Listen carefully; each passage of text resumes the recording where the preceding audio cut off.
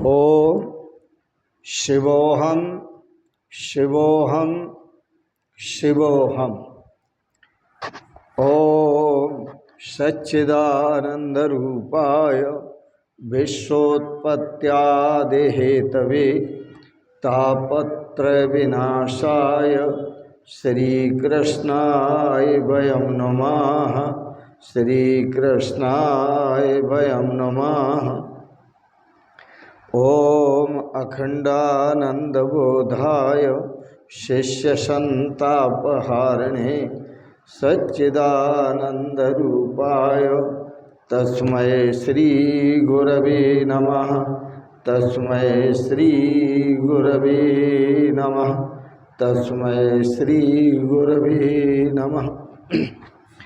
पूर्व प्रसंग में आप श्रवण कर रहे थे, कयाधु के गर्भ से प्रहलाद जी का जन्म हुआ। उनका नाम प्रहलाद पड़ा, वह इसलिए पड़ा कि वह सबको आनंद देने वाले हैं। प्रकृष्ट आनंद, परमात्मा के स्वरूप का आनंद। दैत्यों के गुरु शुक्राचार्य थे, और जो शुक्राचार्य, उनके जो पुत्र थे, उनके दो पुत्र थे। एक का नाम संड था, दूसरे का नाम अमर्क था। संड और अमर्क नाम के दो पुत्र थे। प्रहलाद जी जब 5 वर्ष के हुए तो हिरण्याकश्यप अपने पुत्र को संड और मर्क के पास सौंपता है। संड और मर्क जो थे अच्छे विद्वान थे, राजनीतिज्ञ थे, राजनीति के विद्वान थे। हिरण्याकश्यप ने कहा शुक्राचार्य के पुत्रों से कि मेरे इस पुत्र को आप राजनीति की शिक्षा दें। स्टेट ऑफ माइंड, जिसका मन जैसा होता है वो वैसी ही बात कह सकता है। जिसका मन जैसा होता है वो वैसा ही देख सकता है। जिसका मन जैसा होता है वो वैसा ही समझ सकता है। रामचरितमानस में कहा, मात पिता बालकन बुलावें, उदर भरे सोय नीति सिखावें। माता पिता अपने बालकों को अपने पास बुलाते हैं और उनको वह नीति सिखाते हैं जिससे पेट भरे, उनका कल्याण हो। इससे कोई मतलब नहीं है उनका। जिससे पेट भरो, 4 पैसे कमाएं, वो नीति सिखाते हैं। ऐसे ही हिरण्याकश्यप ने अपने पुत्र को नीति की शिक्षा दिलाने के लिए संडामर्क को आग्रह किया, आदेश दिया। श्री सुखदेव जी वर्णन करते हैं, राजन वैसे तो संडामर्क प्रहलाद जी को राजनीति का पाठ पढ़ाते थे,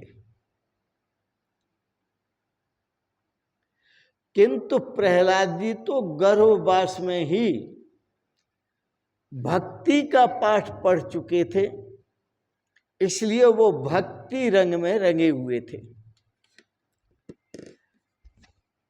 प्रहलाद की जो भक्ति थी वो भगवान वासुदेव में अनन्य भक्ति थी। उनकी भगवान वासुदेव में अनन्य प्रीति थी।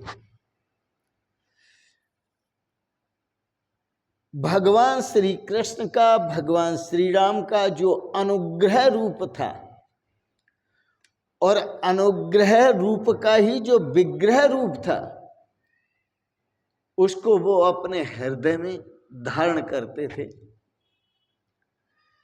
इस प्रकार आकर्षित भगवान के स्वरूप ने उन्हें कर लिया था कि उनकी जो वृत्ति थी ऐसी हो चुकी कि जगत से कुछ लेना देना नहीं है, इसलिए जगत से उनका कुछ लगाव नहीं रह गया था।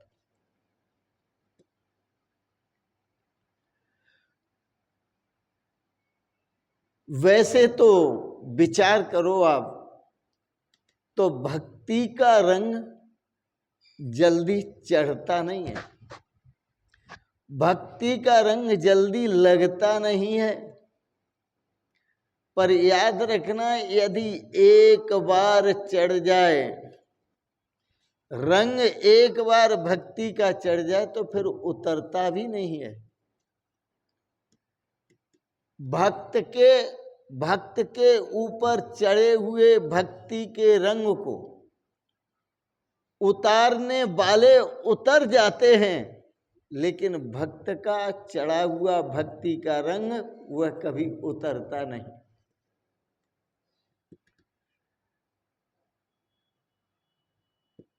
प्रहलाद जी भक्ति रंग में रंगे हुए थे,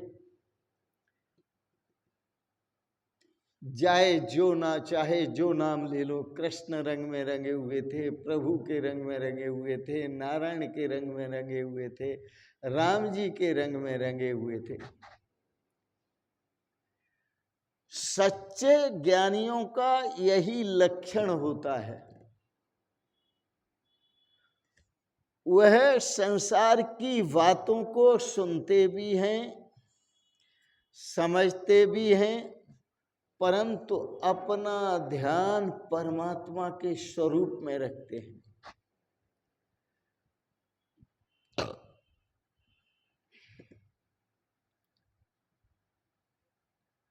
प्रहलाद जी चंडामर्क के द्वारा दी गई राजनीति की शिक्षा सुनते भी थे, समझती भी थे, पर वह कभी भी राजनीति का चिंतन नहीं करते थे।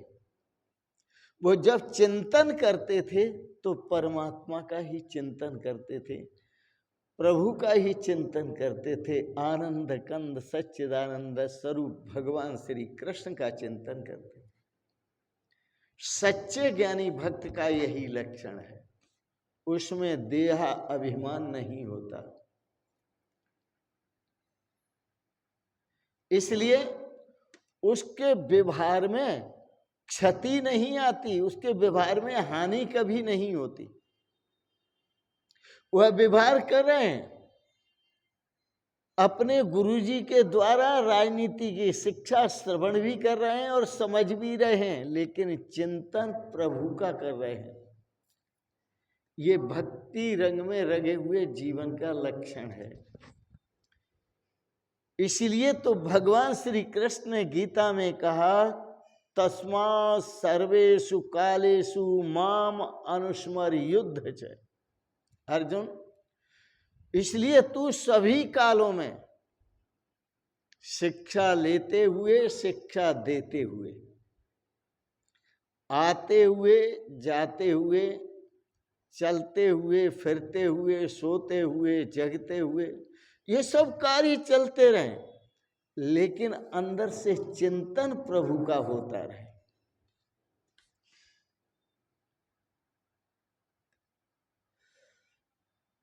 गुरुजी ने सोचा था कि ये मेरी शिक्षा से प्रभावित होंगे, उनको बड़ी अच्छी शिक्षा दी प्रहलाद की, और ऐसी शिक्षा दी कि जब ये पिताजी के पास जाएंगे, अपने हिरण्याकश्यप के पास, तो वो बहुत प्रभावित होंगे और बहुत खुश होंगे, और खुश होकर के इसे कुछ न कुछ इनाम जरूर देंगे। इसलिए चंडामर्क प्रहलाद जी को लेकर के और राज्यसभा में आए। जब राज्यसभा में पधारे तो प्रहलाद जी ने अपने पिताश्री के श्री चरण कमलों में प्रणाम किया, और पिताजी ने भी उस बालक प्रहलाद को उठाया और अपनी गोद में बिठा लिया, प्यार किया और प्यार भरे शब्दों में पूछा, बेटे तू गुरुजी के घर पढ़ने गया था, तो कल की पढ़ाई तुझे याद है? कल गुरुजी ने क्या पढ़ाया था? और जो भी तुझे कल का पाठ याद हो, जो भी अच्छा पाठ याद हो, जो अच्छा लगा हो, वह तू बोल जा, मुझे सुना दे। प्रहलाद जी ने सोचा, पिताजी अच्छे पाठ की बात करते हैं, पिताजी उत्तम पाठ की बात करते हैं, तो उत्तम प्रकरण की बात करते हैं, इसलिए पिताजी को। और इधर गुरुजी ने जो पढ़ाया था वो राजनीति का पाठ पढ़ाया था, मारकाट का पाठ पढ़ाया था, लड़ने भिड़ने का पाठ पढ़ाया था, युद्ध करने का पाठ पढ़ाया था, राक्षसी स्वभाव में राजनीति में जीने का पाठ पढ़ाया था गुरुजी ने। परंतु पिताजी पूछ रहे हैं उत्तम पाठ, बेटे तुम उत्तम पाठ सुनाओ। तो उत्तम पाठ क्या हो सकता है, वह सुनाने के लिए वह तैयार हुए। और जब तैयार होकर के कहा, पिताश्री उत्तम पाठ में कैसे आपको बता सकता हूं। उन्होंने पिताजी को अच्छी बात बताई, बहुत सुंदर बात बताई। श्रीमद् भागवत के 7वें स्कंद में 5वें अध्याय में 5वां श्लोक है, पढ़ लेना।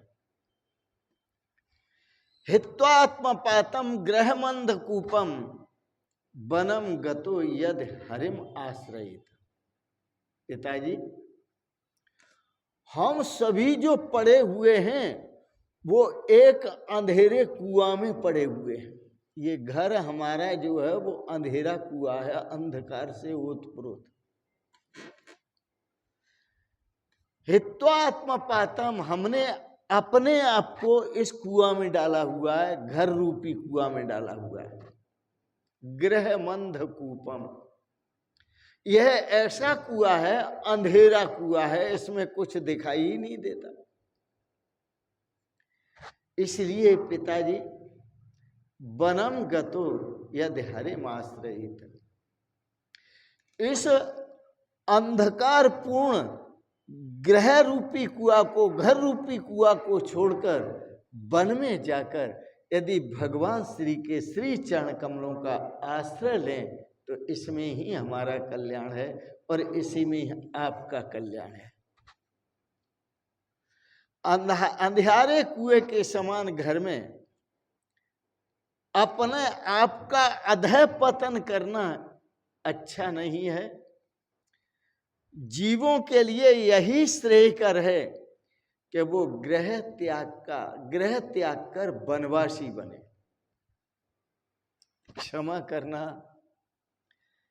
यह वनवासी बनने की शिक्षा हमारे पिताश्री ने हमें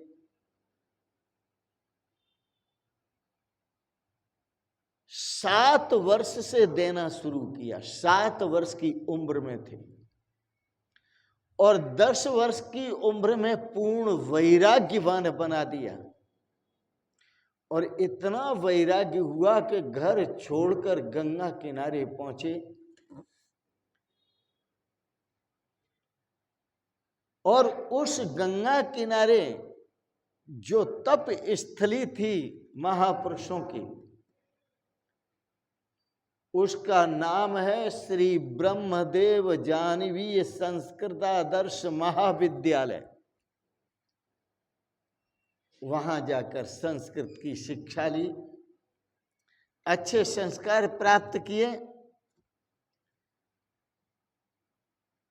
तो पिताश्री ने अपने पुत्रों को शिक्षा दी, सुंदर शिक्षा, उत्तम शिक्षा, कल्याणकारक शिक्षा। और यहाँ पुत्र अपने पिताश्री को सुंदर शिक्षा देता है, उत्तम पाठ पढ़ाता है पिताश्री। अच्छा ये होगा कि इस अंधकार पूर्ण ग्रह का त्याग करके, ग्रह रूप कूप का त्याग करके श्रेयस्कर यही है कि वन में जाकर हरि का आश्रय लो, इसी में कल्याण है। प्रहलाद जी बोले, पिताजी अनेक जन्मों के अनुभव में जो मैंने अनुभव किया है, अनेक जन्मों में जो अनुभव किया है वो मैं आपको कह रहा हूं। मैं एक जन्म का अनुभव नहीं कह रहा, अनेक जन्मों का अनुभव कह रहा हूं। जीव कई बार स्त्री बना है, कई बार पुरुष बना है, कई बार पशु बना है, कई बार पक्षी बना है, कई बार कीड़ा बना है, मकोड़ा बना है, कुत्ता बना है, हाथी बना है, बिल्ली बना है, चूहा बना है, क्या क्या बना है, कई बार बना है, हजारों जन्मों की।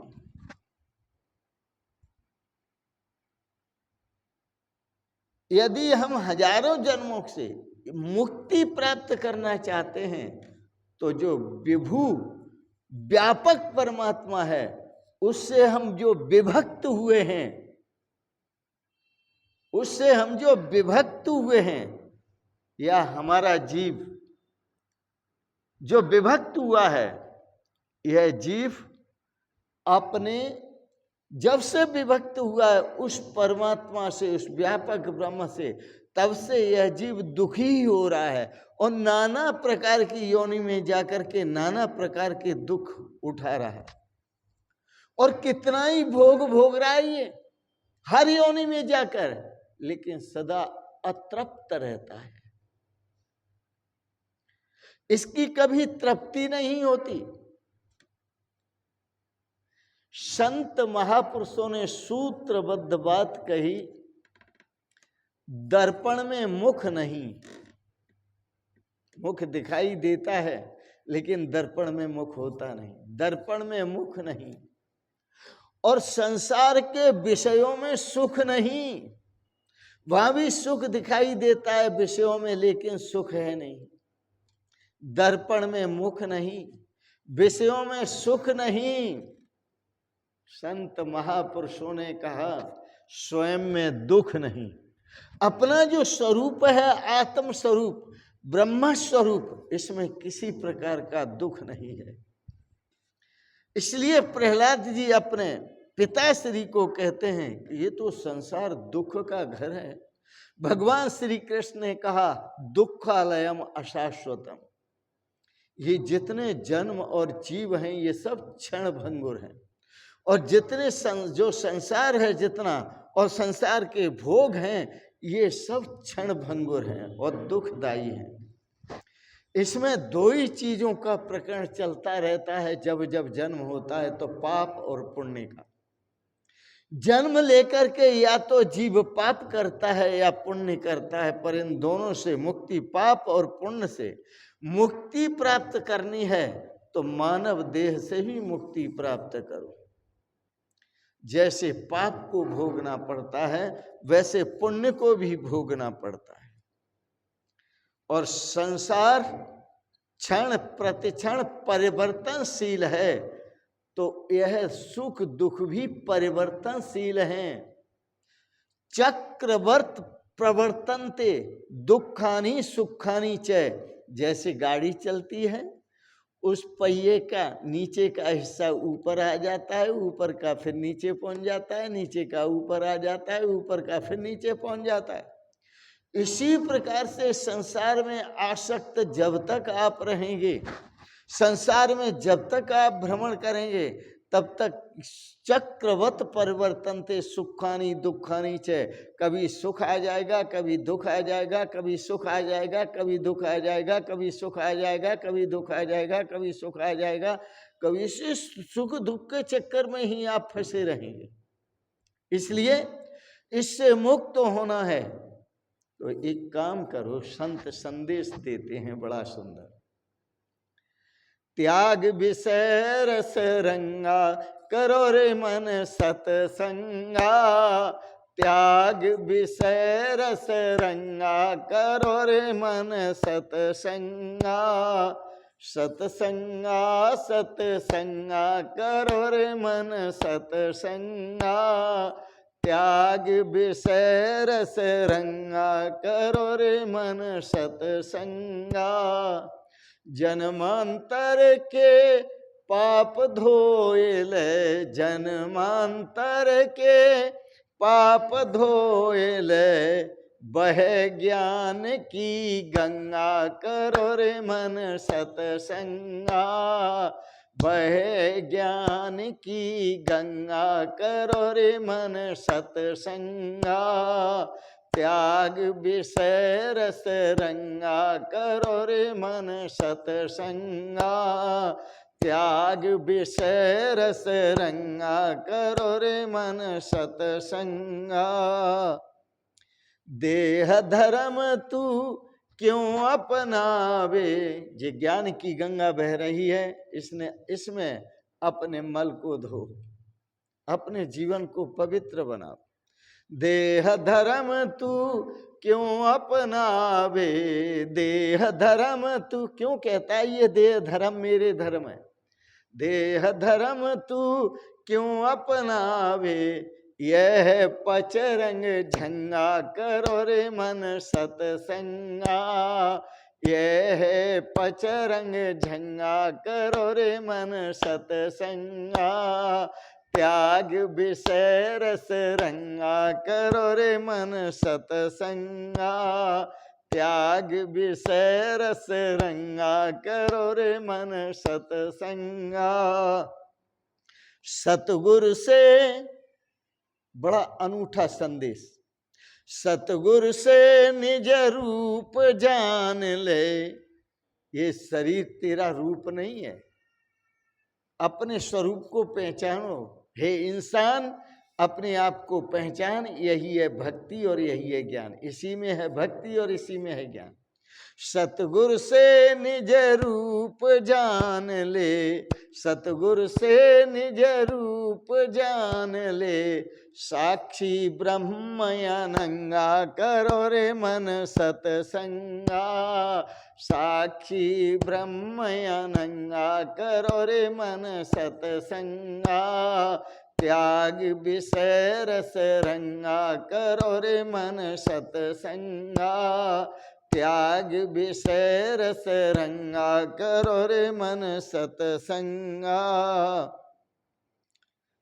और गुरु से उस ब्रह्म की पहचान करके, अपने निजी रूप की पहचान करके, और ऐसा अनुभव करो, आत्मरूप शिव राम कृष्ण हैं, मेरे आत्म स्वरूप ही राम जी हैं, कृष्ण जी हैं, शिव जी हैं, विष्णु, सब मेरे स्वरूप हैं।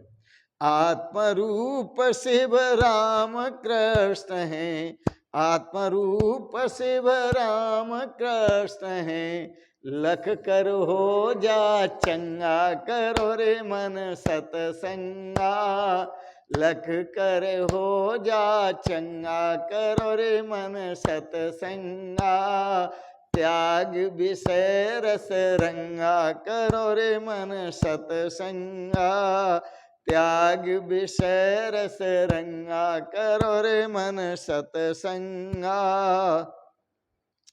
गर्जन कर विज्ञान शिवोहम, आत्म अनुभव करने के बाद, सबको अपने आत्म स्वरूप जानने के बाद, गर्जन कर विज्ञान शिवोहम, गर्जन कर विज्ञान शिवोहम, उड़े अज्ञान विहंगा, करो रे मन सतसंगा, उड़े अज्ञान विहंगा, करो रे मन सतसंगा, त्याग विषय रस रंगा, करो रे मन सतसंगा, त्याग विषय रस रंगा, करो रे मन सतसंगा, त्याग विषय रस रंगा, करो रे मन सतसंगा, त्याग विषय रस रंगा, करो रे मन सतसंगा।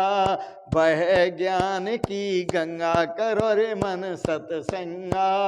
यह पचरंग झंगा, करो रे मन सतसंगा। साक्षी रूप अनंगा, करो रे मन सतसंगा। लख कर हो जा चंगा, करो रे मन सतसंगा। उड़े अज्ञान बेहंगा, करो रे मन सतसंगा। त्याग विषय रस रंगा, करो रे मन सतसंगा। आज के प्रसंग में इतना ही। सत्संग बहुत कीमती है। इसकी कितनी कीमत है यह भगवान श्री राम के मुख से सुनो। जब सबरी के यहाँ ताह दीन गति राम उदारा, सबरी के आश्रम पग उधारा। भगवान श्री राम जाते हैं तो सबरी को उपदेश देते हुए कहते हैं, सबरी सबसे पहली जो भक्ति है, प्रथम जो भक्ति है वो सत्संग है। प्रथम भक्ति संतन कर संगा, पहली जो भक्ति है वो सत्संग है। और संत महापुरुषों का संग करो, उनका सत्संग करो, उनसे ज्ञान प्राप्त करो, अपने स्वरूप को पहचानो। इसी में कल्याण है, इसी में श्रेय है, इसी में सौभाग्य है। इन शब्दों के साथ साथ वाणी को प्रणाम देते हुए आप सबके प्रति बहुत बहुत मंगलमयी शुभकामनाएं करते हैं।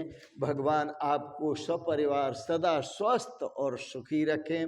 आपका मन भगवान के श्री चरणों में लगा रहे, काम करते रहो और हरि नाम जपते रहो, भगवान के श्री चरण कमलों में लगा रहे।